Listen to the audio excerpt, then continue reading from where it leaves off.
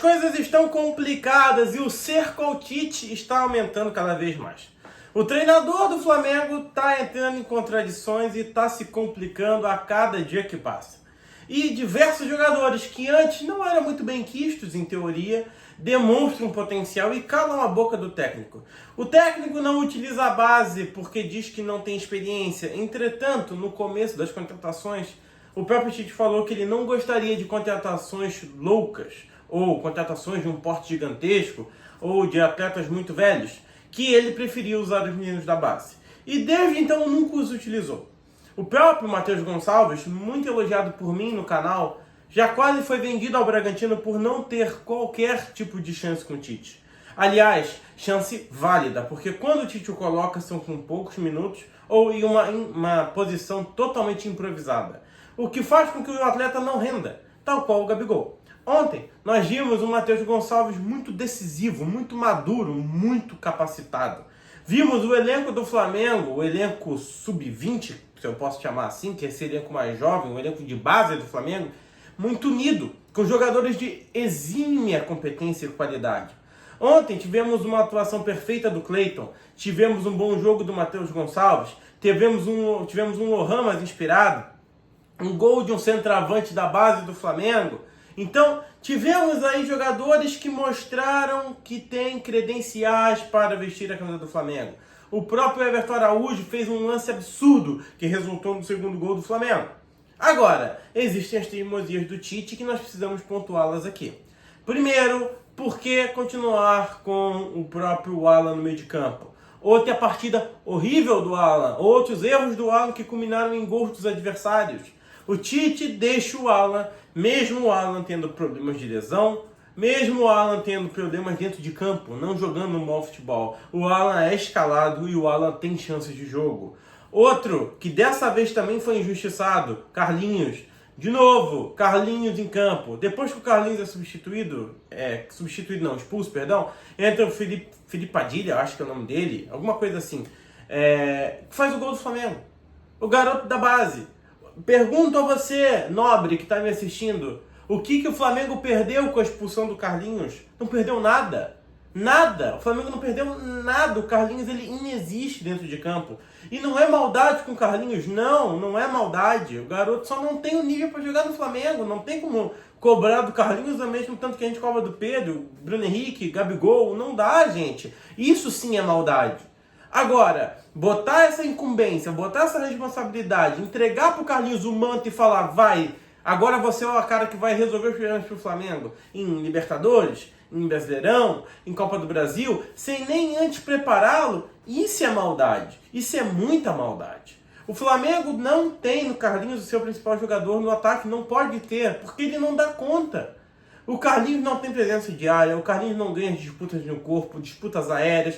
O Carlinhos ontem perdeu um gol cara a cara com o goleiro, gente. Mas eu não vou criticar o Carlinhos, eu tenho que criticar o Tite. O errado nessa história é o Tite, que não coloca o Gabigol, que não colocou o Bruno Henrique, que nem sequer levou esses caras. E tudo bem, ele está se preparando para o jogo contra o Peñarol. Mas esse preparo só aconteceu por teimosia do Tite. De novo o Tite causando problemas ao Mengão. E agora os muros da Gávea estão pichados. Por quê? Porque de fato o Flamengo está no modo banana que é inadmissível. O Flamengo não jogou um bom futebol. O Flamengo não vem jogando bom futebol. O Flamengo joga no modo titismo, que é ganhar por um gol e tentar dominar o jogo. Só que dependendo das vezes não consegue, toma um gol e se desespera. O que foi que aconteceu no jogo contra o Grêmio. Um gol absurdo que o Matheus Cunha aceitou. Eu acho que foram duas falhas. O primeiro no gol do Cristaldo, chute lá de longe, o Matheus Cunha pula atrasado. E a segunda na rebatida do Luciano, né? Aquele rebate pra frente, não poderia jamais, e o Brett White faz o segundo gol. 2 erros do goleiro do Flamengo, 2 erros. Mas temos que pontuar os erros de arbitragem. O lance do Carlinhos, ele não é para expulsão nem aqui nem na China. Aquilo sequer pegou, e se pegou foi um tapinha. Na verdade, ele vai tirar a mão do cara. Ele vai tirar a mão do Kahneman. E acaba encostando no rosto. E é expulso direto. Isso é um absurdo. Isso é um absurdo.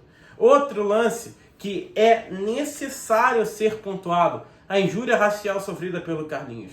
Absurdo hoje nós termos essa conduta dentro do futebol brasileiro, sabendo, vendo o que o Vinícius Júnior passa lá na Europa, o que o Vinícius passa na Espanha. Isso chega a ser mau caratismo, é hipocrisia dos brasileiros cobrarem uma punição aos clubes espanhóis, uma punição à Espanha, sendo que aqui no Brasil, aqui no próprio território brasileiro, a gente comete o mesmo ato, o mesmo crime. E isso que eu gostaria de falar com vocês.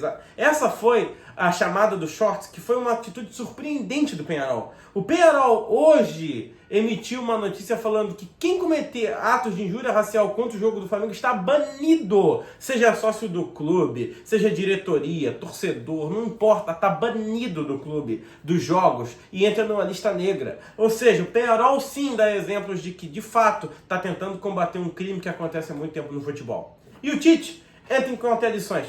Coloca Carlinhos sem ter preparo nenhum, sem ter experiência, sem ter possibilidade de ser o centroavante do Flamengo como o cara que é para resolver os problemas. Escala o Alan, escala o Matheus Cunha, escala todos os jogadores para serem aí os titulares do Mengão, sendo que esses jogadores passam por momentos ruins, lesões, cobrança pela torcida. E o Gabigol, nada. O Gabigol não entra em campo. O Gabigol pode agora rescindir o seu contrato, basicamente, começar uma nova jornada, e teve dos 53 jogos que o Tite comandou a equipe, apenas 3 como titular. E a resposta do Tite na coletiva foi de que o Gabigol teve aí um processo de lesão, depois atuou mal, teve algumas chances, e agora, por último, inclusive, quem lembrou foi o auxiliar que estava do lado dele, da suspensão do Gabigol. Tite, deu, Tite. Deu. Chega de desculpa, chega de mentira. Assume, por favor, você já é bem velho, você já tem bastante experiência, você é muito sujeito homem para admitir que Flamengo e Tite não dão certo.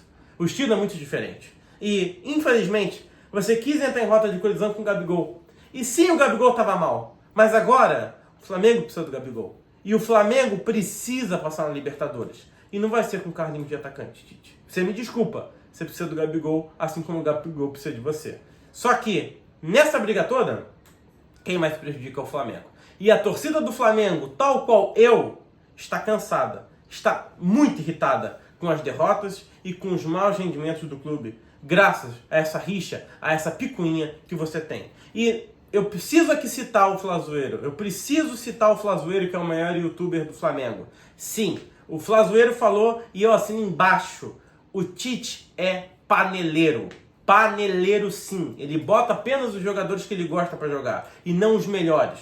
Ele coloca aqueles que o agradam. Tanto é que o Alexandre entrou e agora virou o titular da posição, sendo que o Ayrton Lucas joga muito mais futebol, pelo menos nesse momento. Não posso dizer de carreira, mas nesse momento o Ayrton Lucas é o melhor jogador.